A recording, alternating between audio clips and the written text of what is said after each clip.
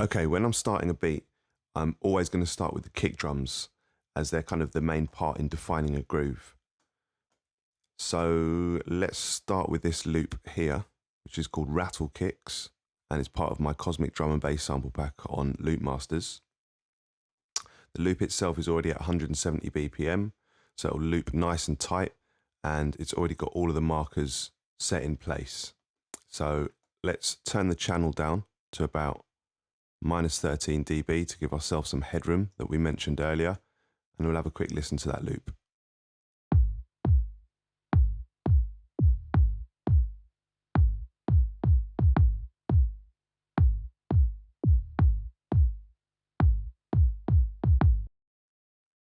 Okay, so those kicks sound pretty fat, pretty punchy, and got a nice rhythm to it as well. However, what I'm going to do, I'm going to use the slice to MIDI function so I can rearrange the loop and make my own rhythm and pattern and edits out of it. So the slice to MIDI function uses these markers down here, these transient markers, to chop the loop up into individual hits and put it in a drum machine sampler so I can rearrange it and come up with my own rhythms. So Ableton should find these markers for you. However, if it doesn't, on a more complex loop, you're going to have to control click down here and choose insert transients where you want to make a slice point. However, Ableton's found all the markers for us, so we're going to control click and we're going to choose slice to new MIDI track. It will come up and ask us how many slices. Click OK, because we know all the markers are in the right place. Okay, so our original loop is now chopped into individual slices in our drum machine sampler down here, and we also now have the MIDI file here with the exact same pattern as per our original loop. Okay, so let's get rid of the original audio loop because we don't need that anymore. And let's have a look at rearranging this MIDI part. Okay, so here's our original loop. I think what I'm going to do is I'm going to simplify it a little bit. Delete this whole second half and copy this first half over, just to simplify it a little bit. I also think I prefer this first kick drum here more than these second ones. So I'm just going to bring these all down onto the same kick drum.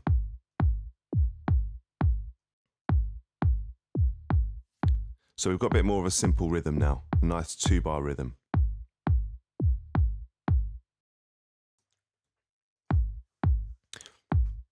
Okay, that's a cool little loop that we've got going there.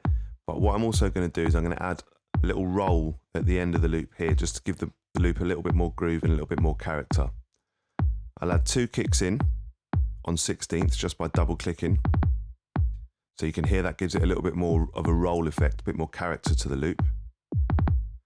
And then down here, the velocities, which are set to control the volume,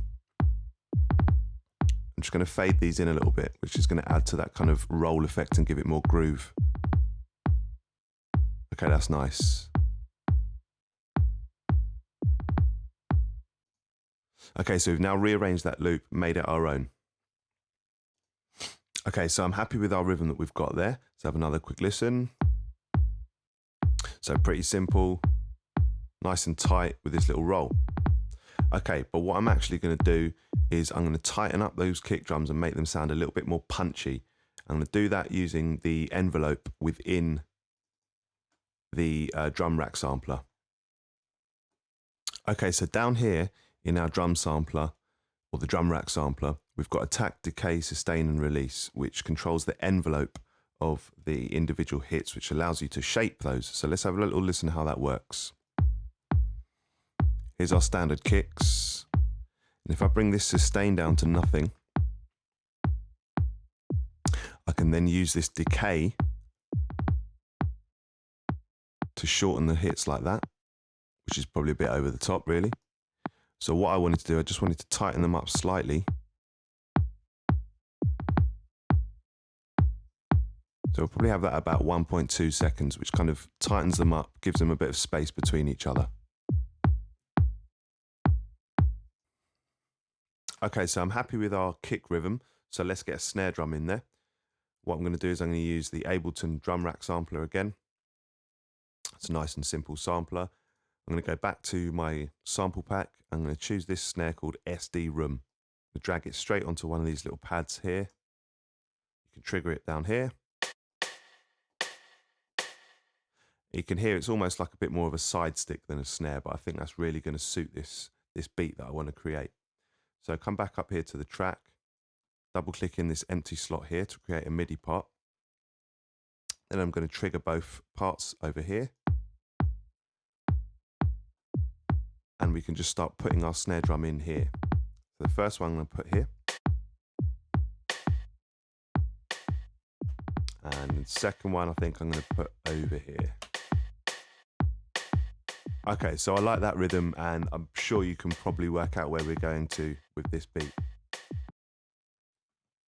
Okay, so our snare drum's cool, but let's tighten it up again using the decay and sustain as we did with the kick drums. So I'm going to bring that down, bring the sustain right down. You can hear that's already really tightened it up. Just lengthen that a little bit out, I reckon. That sounds pretty cool. Okay, so I'm pretty happy with that, but I think what else I'm going to do is I'm going to just pitch the snare down. Let's see. Yeah, 3 semitones, as I think that sits a little bit better with the kick drum.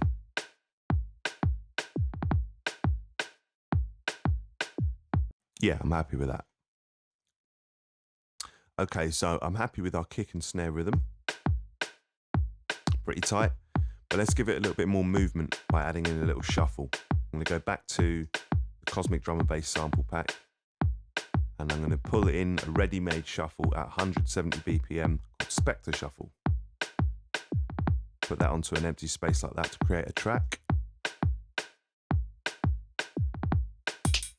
Okay, so there we go. Fits in straight away, nice and tight.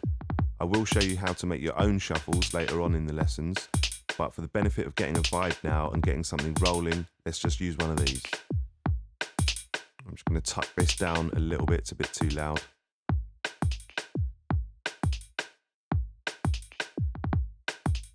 Right, probably somewhere about there. That sounds cool. So I'd say our beat needs one final element just to get it really moving so we can move on. And I think that element is a straight hi-hat, which we're going to use a drum rack sampler to create.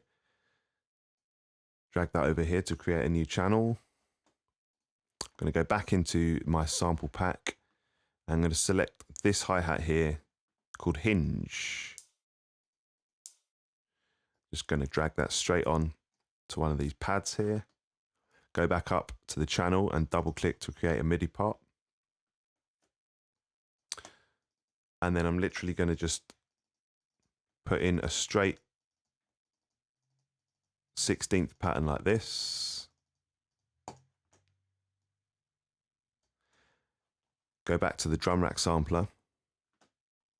Make sure that velocity down here is set to 100%. That's going to control the volume of each individual hit. Take the channel down a little bit, and then I'm going to select every other hit like that. And down here, I can now just tuck that in a little bit, which will make those ones slightly quieter, giving our rhythm a little bit more groove. So let's have a listen to that.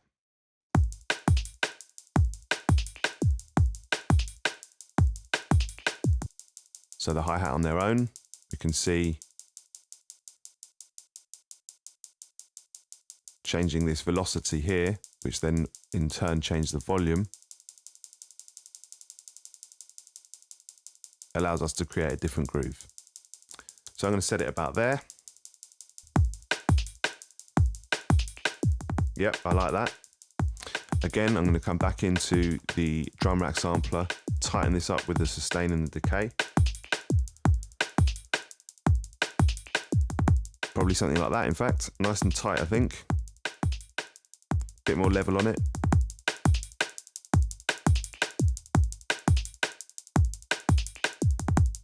Okay, sounding good. Okay, so I'm happy with the beat at the moment. However, just listening to it, I think that maybe the snare could have a little bit more brightness at the top end, like a little bit more real poppy, snappy brightness. So let's look at doing that using some layering techniques. I'm going to go back to the drum rack sampler. I'm going to use one of Ableton's inbuilt presets. I'm going to go for an 808 clap, because let's face it, everyone loves an 808. I certainly do.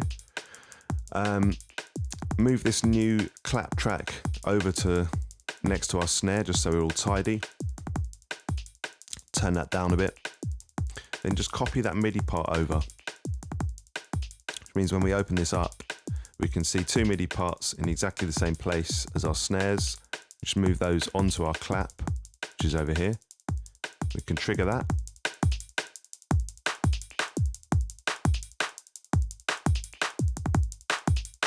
And then we can hear our clap over the top. Now we need to do a bit of work on that clap, so let's solo that clap and have a look what we can do with it.